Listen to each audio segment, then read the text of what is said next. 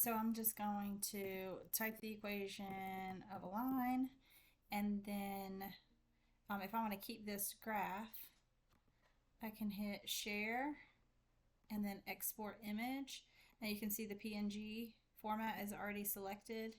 You can change the size of it, how thick you want your line. You can see how it adjusts right there.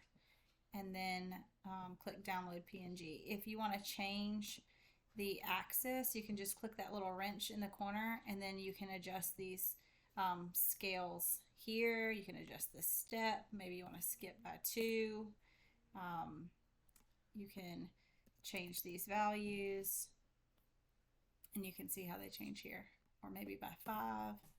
Notice that the graph changes instantly for you. So you just hit share, export image, and then download PNG, and that's all you need.